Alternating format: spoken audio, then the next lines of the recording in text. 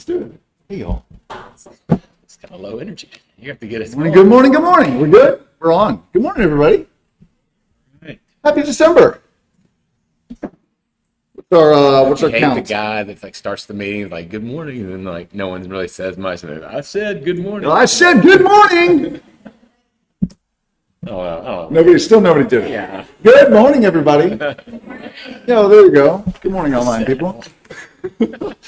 Born to be a first grade teacher, right? Hey, remember old Betty White? Well, I don't know. I just somehow quote showed up with her, and I was like, she seemed like a pretty cool lady. She said, "It's your outlook on life that counts. If you take yourself lightly and don't take yourself too seriously." Maybe that's relative this morning. Pretty soon you can find the humor in our everyday lives, and sometimes it can be a lifesaver. Just a reminder that if you're ever feeling stressed, this business can be a little stressful. Find something funny. It's a great relief. One of my go-tos is I just try to figure out what I can laugh at. Sometimes it's you. Hey, thanks. With you. I laugh with you. What are y'all grateful for? Take 30 seconds, talk to the person next to you, tell them something you're grateful for. What are you grateful for today?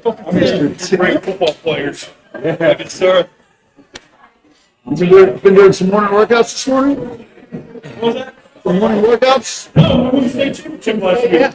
Oh, there you go. It's a gratitude. Very good. That's awesome. It's a big deal. It was a great game. Good game. It was. Great season. Great season. I wish for that division BA would drop down and Liston would drop back down and then everybody else stay up and we stay. Yeah, It'd be better to get Lipscomb would be fine to be back down there now. Now they're normal. But BA, like, they just have an off year. If they get linemen, they'll win that division. I mean, it's just hard. Well, I guess that is me. All right, y'all bring it on back. Y'all hear anything good? State champions? Yeah. All right, so Tim, what is your role? You're a help coach? Yeah, so I used to be a lot more involved with coaching at CPA, Christ Presbyterian Academy, but now I'm just like the team and culture coach. So The culture coach, okay. Yeah, our like Engel, the head coach, loves having like young professionals like in the locker room and just loving all the kids. And so and still I have eyes for nose, so I still understand the game on like game days, but for the most part, it's just putting arms around kids and just checking up on them. That's awesome. And it obviously works because they won the state championship. And my son's on the team. And Very good. So it's fun. Does he ever complain about Tim? He's like, man, that guy's too nice. During the week, he probably doesn't talk about it because I don't show up. Oh, there you go. Trying to do real estate. Any other gratitudes?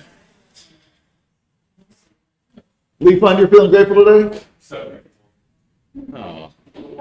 Good stuff. All right, so we've got, y'all know Peter Parna. We've got a little video from Mr. Peter. I was going to show you. So Peter's coming in, I believe, March to do a ninja installation. I think he and Claire are the two best teachers out there. And so Yeah. put that. 2 minutes, little holiday reminder of the basics, how to talk to people. Good day to all in the Ninja Nation. This is Peter Parnay with your weekly Ninja Action Tip. You know, here at Ninja, we see the month of December as prime flow month. Many of us will see people at holiday events that we might not have even seen in a year or even two. So our weekly action tip this week is a reminder and a little brush up on a skill. We've talked about using forward conversations as the key to successful connections for, 20 or 30 years here at Ninja. But sometimes all of us revert to old habits, actually even without noticing.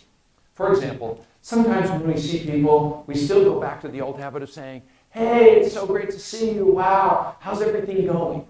And then that conversation has a decent chance of never taking off. When you ask, how's everything going? The answer might be, oh, great. And then you might ask, what have you been up to these days? Which ends up in another, well, the same old, same old. In other words, the conversation stays superficial, never gets any momentum. This season, pay extra attention and intention to move to forward questions.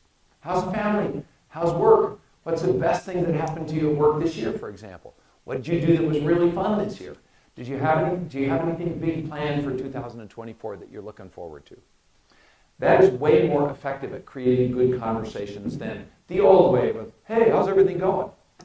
And the second action tip is to go deeper in the conversations. Well, what does that really mean? It sounds good. But when somebody says, well, my kids are doing great, don't just say, oh, that's awesome, I'm so happy for you. Instead, you might ask them another question, like, what were some of your their highlights for this year? What were some of the best things that happened to them? And that will allow the person to think and dig in a little bit. Remember the wisdom that your next question is embedded in their last answer. So let's really enjoy this holiday season connecting with people. Let's call it the connecting season by creating more meaningful conversations. And remember, listen for pain and pleasure, and your next question is embedded in their last answer. Have a great week and a great holiday season. It's awesome. I like that. Me too. It's about the relationship. It's about the relationship. Full screen here? I think I got 13. Get to. Yeah, they're worth jobs in the world. People out there doing hard stuff. I get to like hang out and talk to agents and Yeah. I love that. Hey, so I was in this group a couple of weeks ago, and we were talking about listening skills. My wife was very happy about that, and so but there was this acronym that somebody threw out there, and I'd never heard it before, but it said LOVE, LOVE. It said listen, observe, validate, and explore. It's a lot of the same things, right? So like validate, somebody's doing well, validate them. Be excited with them. Somebody's having a hard time, validate that. And then explore, go deeper. Ask why. Not why, but just ask questions. Your next question's embedded in the previous in their answer. So it was little remember, love, listen. It's all about listening. Observe, validate, and explore. There you go. All right, I'm done. How is the market, y'all? What are y'all seeing out there? Who got? What's that? What am I seeing out there? Well, our months of inventory is up just a little bit. 4.2. It's been in the kind of upper threes. So 14,367 closings in the last 6 months. Who was one of those? Who had one of those? Okay, a lot of y'all. That's great. 6,200 listings. So fair number of choices, but not as few as 2019, and not as many as 2009. So that is, if you notice, in 2009 there was more inventory by some, but there were fewer closings. So again, most economists say a healthy market is about 6 months of inventory. We've got about 4. I think 4 is a pretty even market for Nashville. In that 4-ish range. So yeah. I feel like that's actually pretty good. So if you want to access these stats, you can scan that QR code. They get updated every week, and they're good social media posts, and you can get them. All right, so I've shown this graph, the FHFA, which stands for the Federal House. You know what? I don't know what it stands for. Federal Housing Finance Authority, maybe. And that data just came out last week. They updated every quarter for the whole MSA, and it's that little graph. You'll see it. But do you think it appreciated, depreciated, or stayed flat? Third quarter? Third quarter. Year over year, third quarter. Third quarter from the previous quarter. From the previous quarter, okay. What do y'all think? All right, show of hands, appreciated. All right, show of hands, depreciated. Show of hands, stayed flat. All right, well, y'all are mostly right, but it did appreciate, but just barely. Just barely. So we were up. That's pretty flat. That's pretty flat. 0.06%. Oh, that's a fun number, isn't it? Come on, real estate people, let's go. We're not going to talk about that, but so it's only up 0.5% for the year, and then that's partly because the first quarter was down about 0.25%, and then it went up a little bit, and then went up a little bit more. So I still don't fully understand that math, but that is we're about 0.5% up this year. And so if you look at it over the course of what's 1992? That is 30 years. So average appreciation rate over the last 30 years, also 6%. When you look at it. So obviously 2021, we had a huge spike, 25.2% appreciation. That was bananas. Everybody remembers that. And that's not normal. And so really even 10% last year was not normal either. If you look at 6% as our average. So we are well below normal. So if you're talking to buyers, how would you talk to buyers about this or sellers? Like, how would you use this data? I mean, I think I would talk about the long-term trend of owning real estate being a great return on your investment. Yeah. There's been like 4 down years in 30. Yeah, 4 down years out of 30, and all of those losses were regained in about 20 months. All of these losses over the course of 4 years were regained in 2012 and part of 2013. Yeah. So if you think about, one, it's a good investment, but you're buying shelter, roof over your head, place for memories, especially around the holidays. Like, this is the time where people really enjoy their homes and enjoy all of the little fun things that happen in those homes. So I think, I guess I look at this and I say, there's not a frenzy. The good news is there's inventory out there. Things are not flying off the shelf, and therefore you've got time, which makes the decision, I think, probably easier and better and happier and healthier for everybody. And there's also an opportunity as a buyer. Hey, maybe you can negotiate a little bit off the price. The good houses in the or get price that condition home sale location contingency that you yeah, can but the get home sale contingency, it's a 2 years little ago. bit more of an even market, which just is easier for everybody. So my takeaway is we're in a low stress environment for buyers and for sellers. It might feel more stressful for sellers relative to what it was the previous 24 months. However, it's really pretty normal relative to what it has been over the last 30 years. So a low stress environment usually makes people make better decisions. And I think I would coach my buyers on, hey, this is an opportunity to be able to make a lower stress, healthier, better decision for you and your family. So anyway, I saw this too. This was it's a little bit out of left field, but somebody was asking me about, like, hey, is with mortgage rates being higher, are there any foreclosures? And I was like, that's a good question. I don't really know. And auction.com put this data out looking at home price correction risk.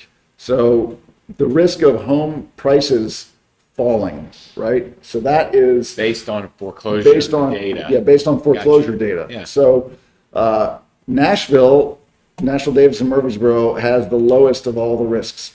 So it's low. The red dots are the higher risk areas, some in Florida, some in Texas, some in California.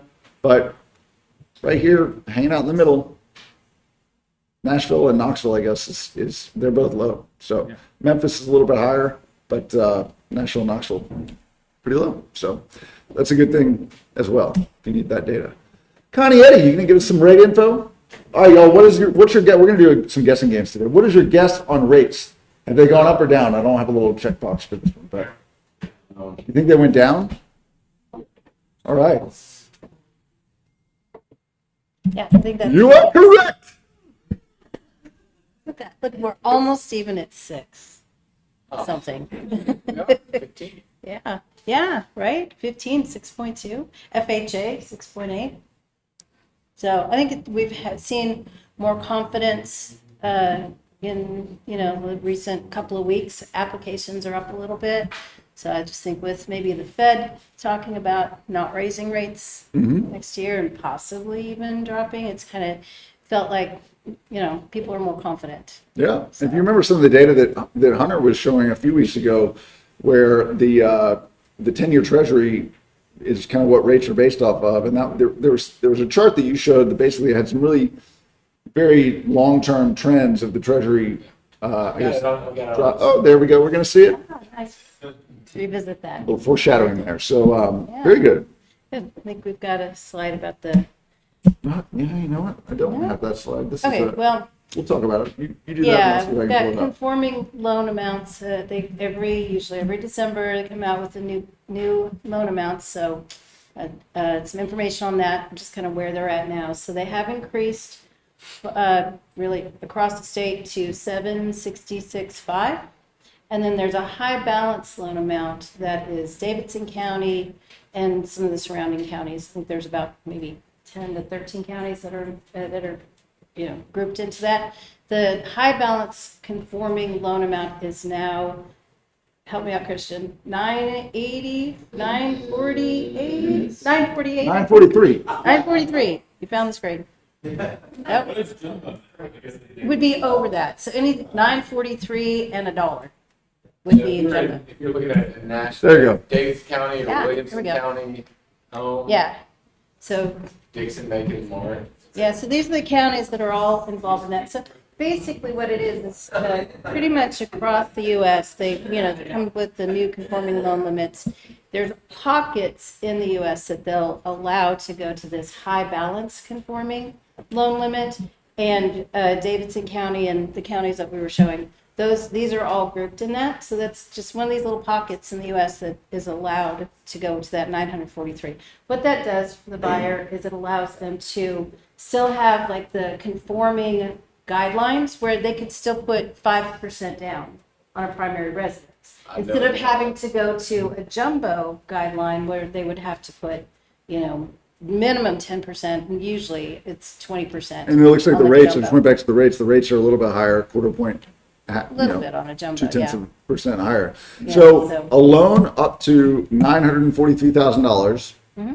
with, in theory, as low as a 5% down payment, assuming a lot of other Correct. good credit income, all that stuff. That's a really big deal, y'all. Yeah, and so you're not Nashville's subjected to right. You're not subjected to a lot of the guidelines that jumbo has, so because they're much more restrictive when it comes to a jumbo loan, maybe needing more reserves. The debt ratio has to be a little tighter on those, so you still have the benefit of having the conforming loan limits, which is huge. Like in a lot of cases on a conforming, we might be able to use a customer just like their last 1 year of tax returns.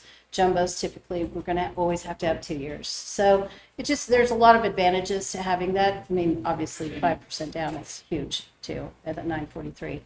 So All right, so everybody say it out loud. What is the new conforming high balance loan limit for Nashville? 943. 943. That's a big deal. yeah, A couple $100,000 more than the rest of the country. So yeah. very good. Thanks, Connie. All right. They announced the finalists for the Time Person of the Year. Wow. What do we think? Does everybody know who, like, go around the horn? We know who the top guy is? Fed Chair Jerome Powell, who's kind of gotten us through, Yeah. 100% of economists polled by Bloomberg last October said we were going to be in recession. The Fed's moves to raise interest rates as quickly as they did would put us in recession, and that didn't happen. Yeah. Soft landing. So, he's a valid finalist. Prince turned king? Prince turned King Charles. Charles. Do you know that everybody know who that is? Chappie, OpenAI, Sam Altman. So a lot of people think a little recency bias here. He's been in the news a lot over the last month. Recency that bias. He could be a strong contender. Xi Jinping, Xi Jinping, which I kind of Googled, like, what has he done? China's obviously always a player. So, but I don't know. I didn't come up with anything like, I feel like he's like an outsider, probably not gonna win. Yeah. The winner, according to Glee Fund. So this is Barbie. So you've got Taylor Swift, Barbie, the highest grossing movie. So, and then the Hollywood Strikers is a finalist. And then, of course, Putin's always like, he's in there. He's always a mess. But there's been Find some of the greatest photos of Putin. there's been a number of strange, and then like Hollywood Strikers would win it in the past. So I Googled some of the previous winners that were, I guess, interesting. Adolf Hitler in 1938 was Person of the Year, so that's not a great, probably regretting that one a little bit.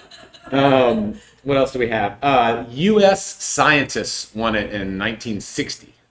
So I guess that was around the start of the space, the space exploration. I was looking at your list. Person of the year in 2006. You. Yeah. You. That was a strange. It's like they ran out of ideas. I mean, that's awesome. But The protester won it in 2011. I guess that was that the. Trying to think. Wall Street sit-ins and all that. Yeah. Last year, Zelensky and the Spirit of Ukraine won, and 1982, the computer. I guess that was like the personal computer, first personal computer. And the Endangered Earth won it in 1988. Planet of the Year, I guess. there you go. All right, so just a quick update on the lawsuit side. We'll have next slide. A lot of, not much activity, I think, is going to be happening definitively over the next 6 months or so from the trial in Missouri that was where the judgment came down about a month ago. So the judge in the trial has a filing, and the next slide is, so basically you have a bunch of post-trial motions resolved, and then there'll be a 30-day waiting period. The judgment will be executed, and then, all right, we're out of There we did I go. forget one? Okay, yeah. Go. There we go. There, yeah. So post-trial motions will happen. The defendants will have until January 8th to file those, basically how they're going to appeal. NAR being one of the defendants. NAR, Keller Williams, and Home Services, Berkshire Hathaway. From there, the plaintiffs will have until February 26th to rebut the file oppositions to what the defendants say on January 8th. And then the defendants will have another period until March 18th to file their responses. And then the judge will have another period of time to resolve. So probably won't hear a whole lot about this until April. I mean, that's, again, like the Department of Justice could step in.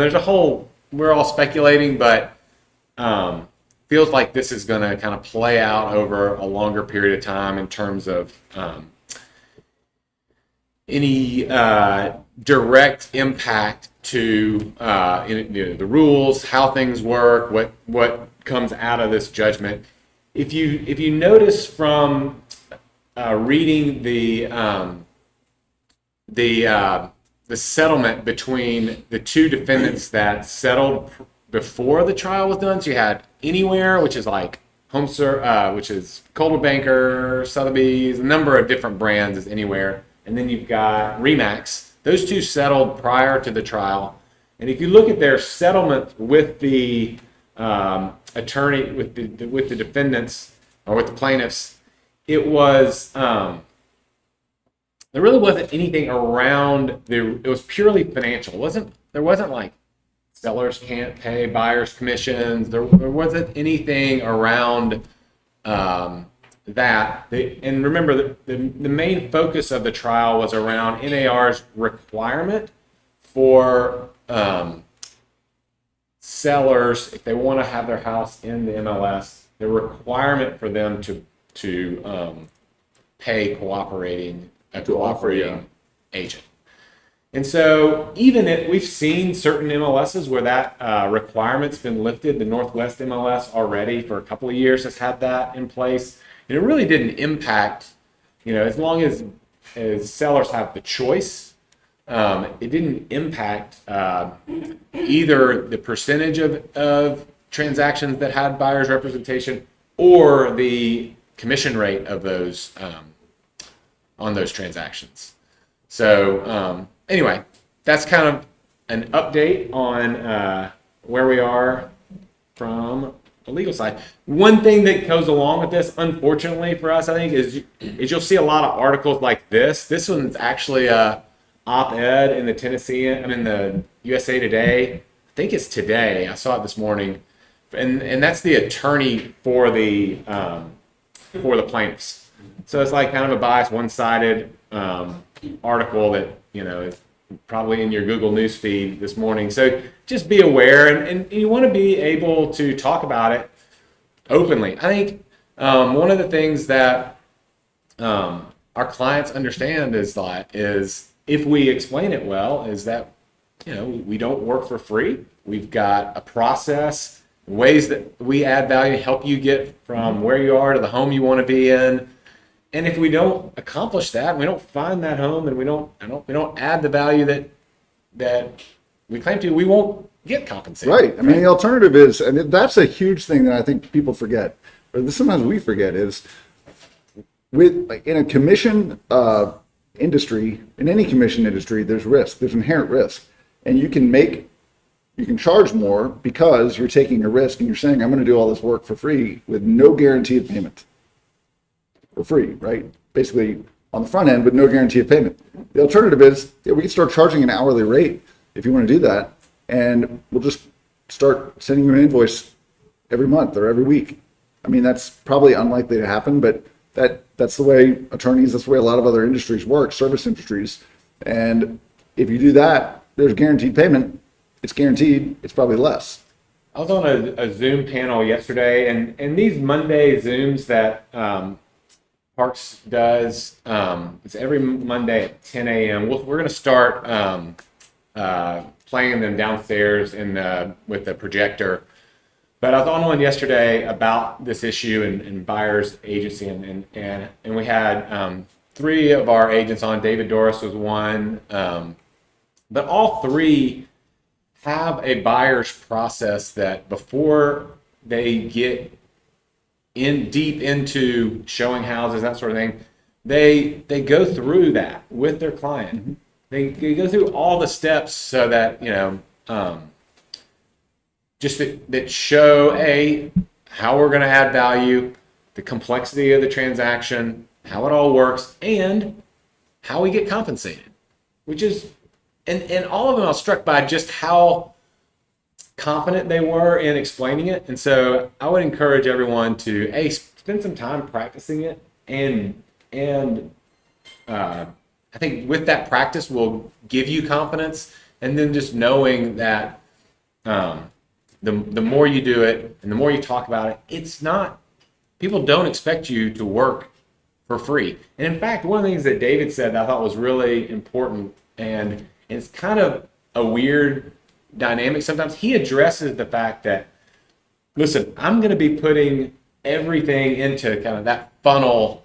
I don't want to be thinking about, do I put this in because it's only paying 1%, or it's not, it's a for sale by owner that says they don't want to pay anything. So I want to put it all in, knowing that we're going to work out the compensation based on this agreement.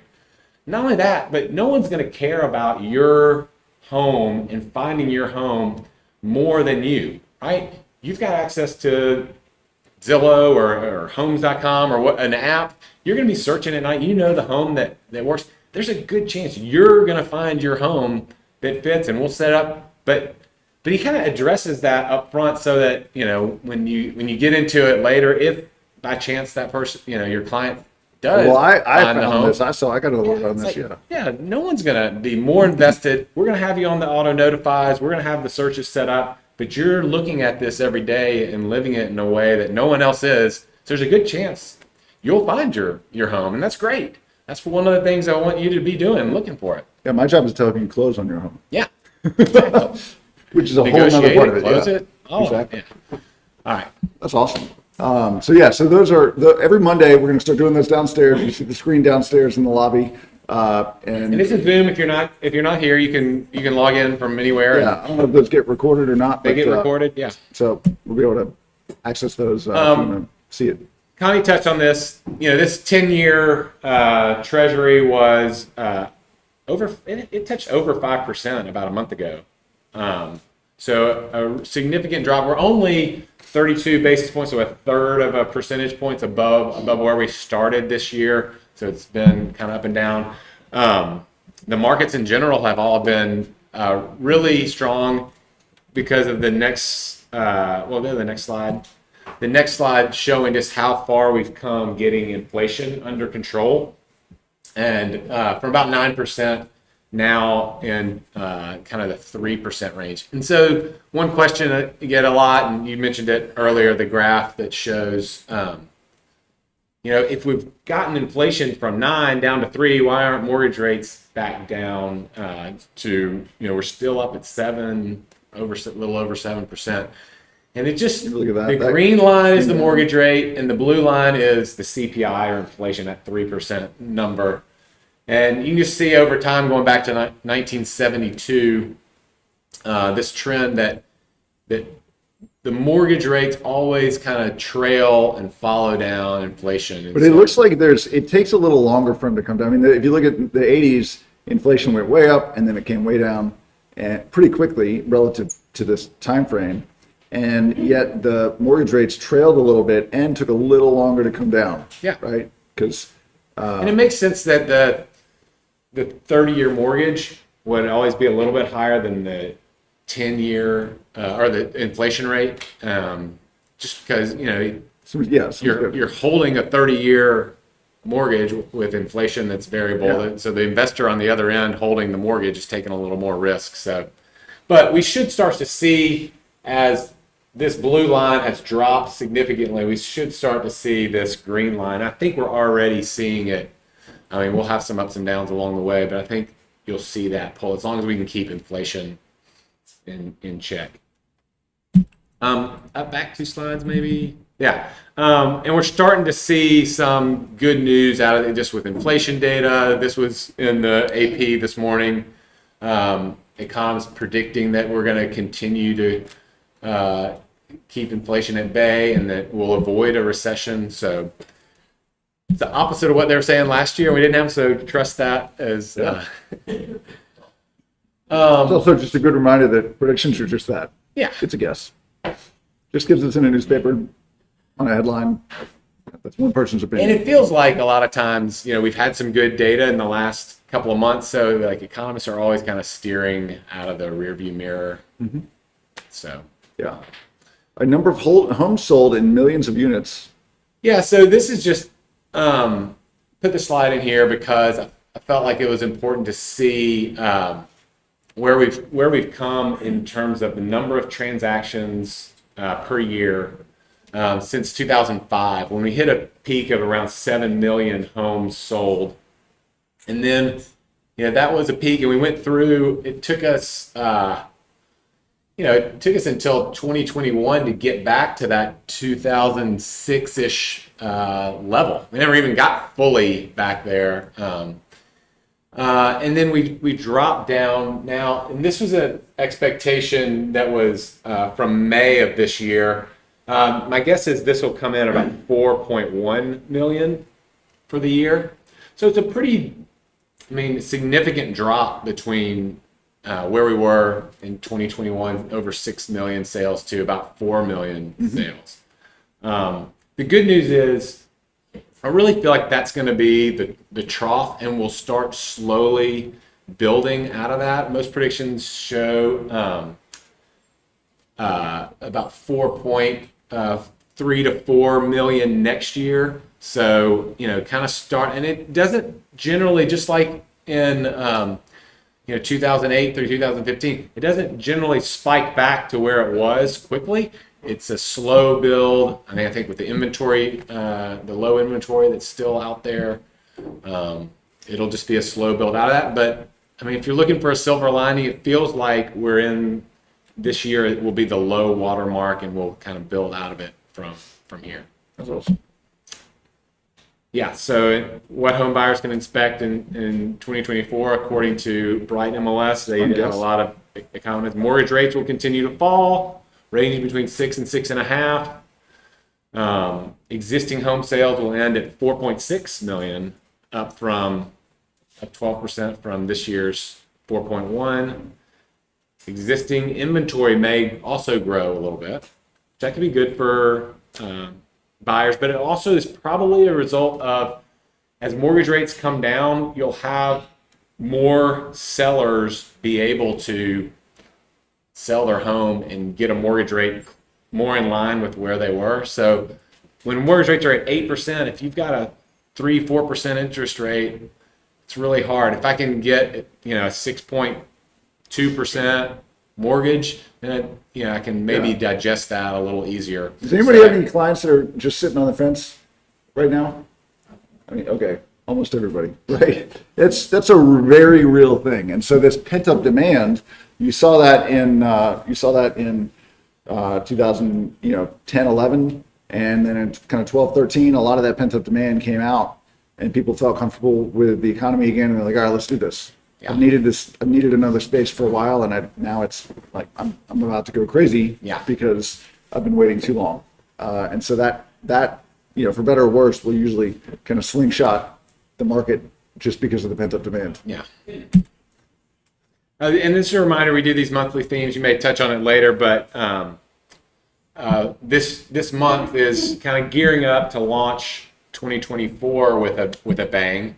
And just thinking, just to keep it simple, like if you could just focus on spending some time in your business plan. Where did my clients come from this year? Where am I going to focus next year? What are the 3 or 4 things I'm going to be doing regularly, whether it's marketing, whether it's something else? Kind of spending some time in your business plan now so that you've got a plan for starting in January. Is your database in place? Is it updated? What tool am I going to be using? We've got a number of tools here from the Ninja database that you can download on the back end to the CRM. There's a number of other ones, obviously, that whatever the one you're most comfortable with is the one we'd suggest using. But you really have to have a database in order to have a business. Yeah, and this is the time of the year to just spend an hour a day. In fact, you can spend an hour right after this doing a business planning class, right? Yes, sir. Lee? Yep. All right. And then the last one is to review your buyer and seller processes.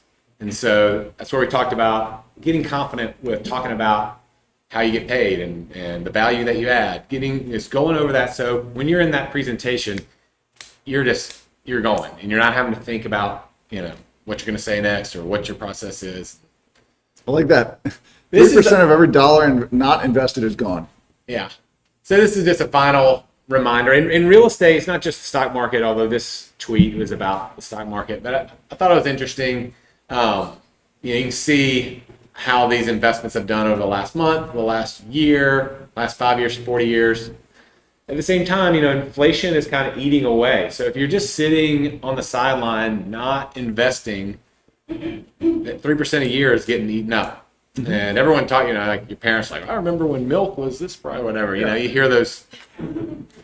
And so, yes, there's a level of risk you're taking when you invest, but there's a lot more risk to not invest, right? Yeah. And so that's not even compounded 3% a year in 10 years, that's 30% of your money gone. Compounded, that's probably 40%. Yeah. So almost half of your money, if you store 10 grand under the mattress, in 10 years, that'll be effectively worth 5. Yeah. 5 or 6, yeah. Or if you put it in a house, put it in something else, then it can be worth 15 or 20. Yeah. All right. Simple stuff. All right, so tip of the week. Launching your new business plan. Business planning workbook. We have these available. You can download them. We have them printed. Come to the business planning meeting today. It's really awesome. And a lot of good questions that you'll go through. Lee, anything we need to touch on that you're going to be going through these?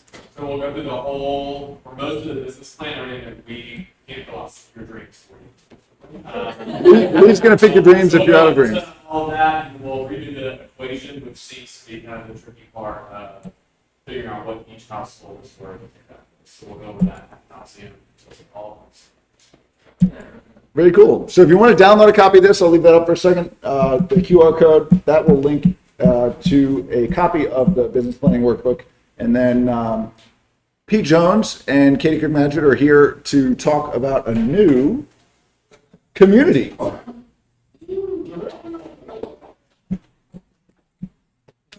Yeah. Hello. Hi. Hey, everybody. Hey. Familiar faces, new faces. I'm Pete Jones with Parks and Domus Nashville, and this is Katie on our team. Hi. And we have an exciting new development coming up in Inglewood. It's called Gardenia. And unlike I think so many new construction projects, this is one where you can move into in January. So we're very far along in it. Are you able to hit click next slide? Do it on that. Doing this one. All right, it's all good in Inglewood. They're all 3-bed, 3-bath, 2-car garage, at least 1,700 square feet. They're gonna come in segments, and we are starting at sub $500,000 for new construction. You said sub 500. Sub 500,000. The group that's putting together, Clay Haynes and Will Rosenthal, great team, very intentional design. Every single unit's Energy Star certified. If you don't know what that means, it saves you about $90 a month on utilities. And they got Google 2 gig fiber for everybody, including your HOA. So some things, little benefits along the way. So just say that price one more time, because it's 3 beds, 3 baths, 2-car garage for under $500,000. Sub $500,000. That's pretty awesome. Yeah, and there's even more. So we worked closely. If you know Amy on our team, she does a great job with this, of making things that seem uniform customizable. And so what she's designed is every person, you can go through it, pick out custom paint colors, custom trim walls, you can make it your own. And we've created kind of the entire development also to have some unique focuses. Every single balcony is alternating, so you don't look over your neighbor's space. So intentionality throughout the whole design. If you're not familiar with this particular area of Inglewood, we're at the corner of Sunnymead and Gallatin. So extremely convenient. We use walkable a lot in real estate. I think rarely means actually walking to something. In this instance, you can walk to Sip Cafe on the street. There are at least 10 restaurants within a few blocks of your location. And of course, you can go south, grocery stores, and less than 10 minutes from downtown, on Gallatin Avenue, staying off the interstate. So, a couple of things that you can walk to: Sip Cafe, To Go, Fuego, Inglewood Lounge, and of course, Shotgun Willie's if you love barbecue.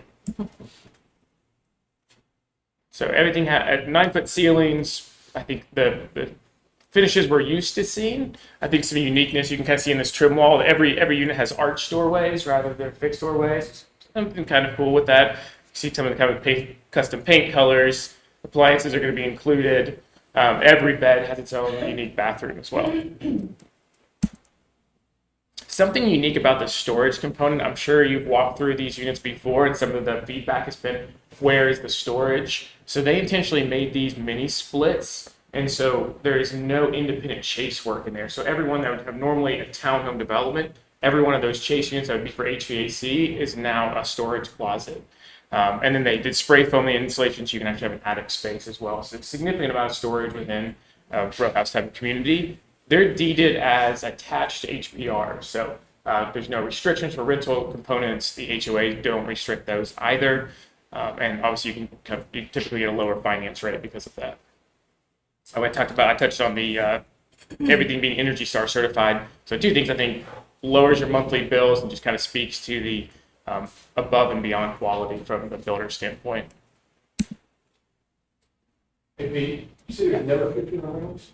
No restrictions. Do you have projections for the rentals or no? Dude, most of the company already got set up, ready to go if you want to use them. Yeah, each unit has privacy, alternating floor decks, and then we have, I'll show you the site plan next. You can see in this area there'll be a garden lounge, there'll be a fire pit, grills, benches, all pavers. There'll be a pet area over here. So if you have cats, dogs that you need to walk. Something that's not called out in the site plan that's kind of cool is this church has a community garden right now. So if you're into gardening, they actually have a pretty expansive garden that you can walk into, free to the public. So if you are really want to scratch that itch of growing your tomatoes, you have the option across the street. And we're also working with this church as well next door to include guest parking. So about 20 guest parking spaces are going to be included with the HOA agreement.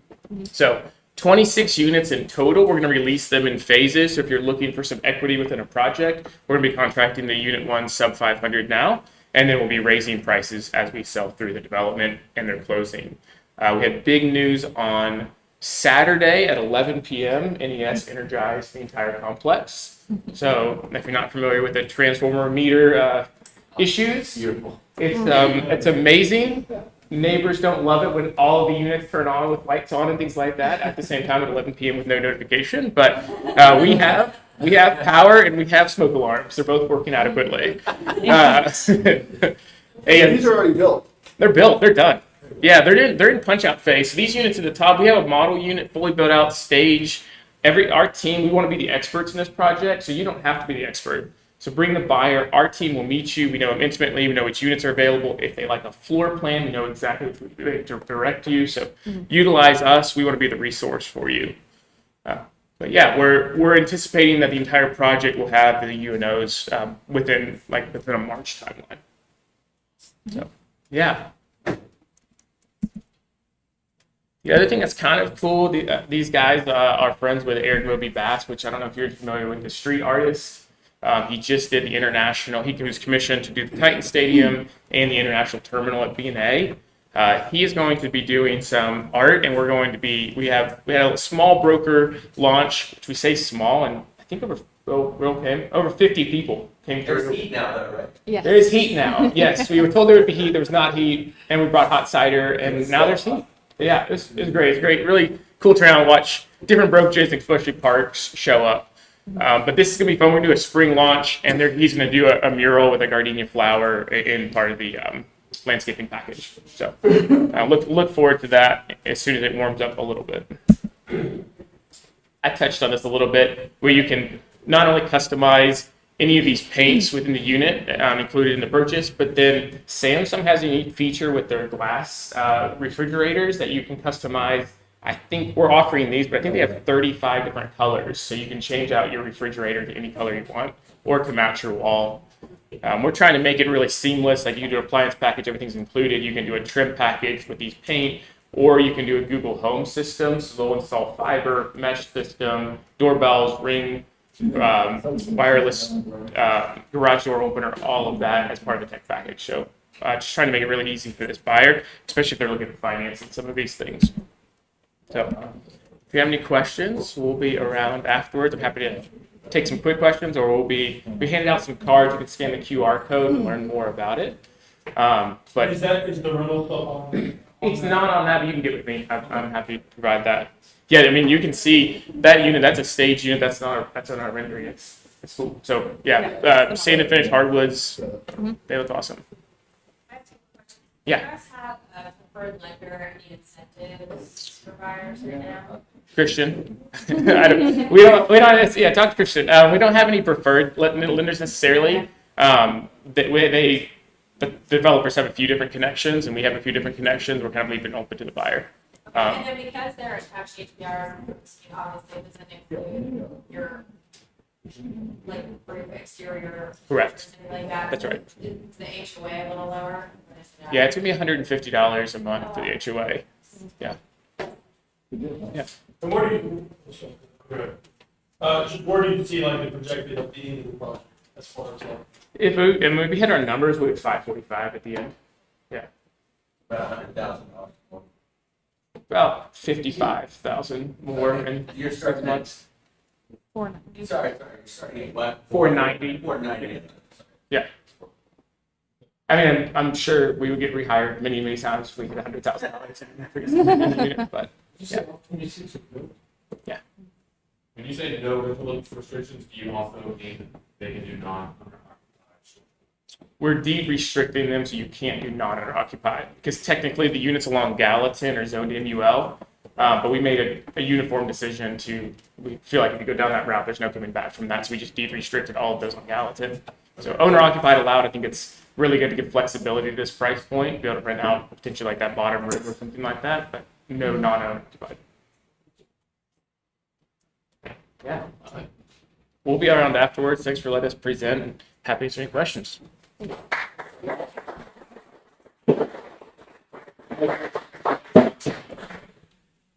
Very good. There was a lot of good info. Thank you all very much. If you all have not worked with Pete and Amy and Katie and their team, a really incredible experience. So they don't do anything halfway. So it makes it easier on your buyers. He wasn't kidding when he said that. So Yeah. bring your buyers, and they'll help you close the deal. What were your takeaways? What are rates today? About 7.09. about 7.1. Yeah. And have we appreciated much? Yeah. So it's a low stress market. We got about 4 months supply, which is a pretty even market. So this is the time for buyers to start getting in and looking. Start getting ready, because the second and third week of January, hands down, every year, the phones always start ringing. People go home for the holidays. They talk about stuff with their family. They kind of feel that feeling of home again, and they start feeling energized. New Year's resolutions. We got to do this. We've been talking about it for a year and a half. Let's do this. So stay in touch with your people over the next few weeks for sure. I will say a year ago felt a lot like this fourth quarter, where it got pretty slow, and as soon as that third week in January hit, I mean, really, maybe in the second week of January, Yeah, it's fast. the activity started picking up, closing started picking up. I think we're going to have the same sort of thing, and if we do have interest rates kind of settle back down, we could be back in a seller's market. Yeah, and the good news is everybody, oftentimes they'll say, well, I think we're thinking about maybe moving in the summer. More often than not, if you get them in, don't wait until the summer. Please do not wait until the summer. I guarantee you half of them will meet an agent in an open house and they'll forget about you. So meet with them now, go through the process, show them a few things, start that process, get an agreement signed, and then I'm starting to say, I mean, like this is this is priced. I mean, I bet you 6 months ago they thought it was going to be more than 490, right? Am I right? And so I'm starting to see some deals out there. Now would be the time, if you got a able buyer, to be thinking about, hey, let's pick something off when it's been so slow, and developers or sellers may be willing to. Man, I don't know. I don't want to hold this thing through the spring. Yep, exactly. And every time they start looking in February, March, thinking, oh, it's going to be summer. Next thing you know, they're closing in March or April. So it happens. So in about 5 minutes, we're going to start a business planning class with Elite Fund. So stay tuned for that. And thank you all for coming.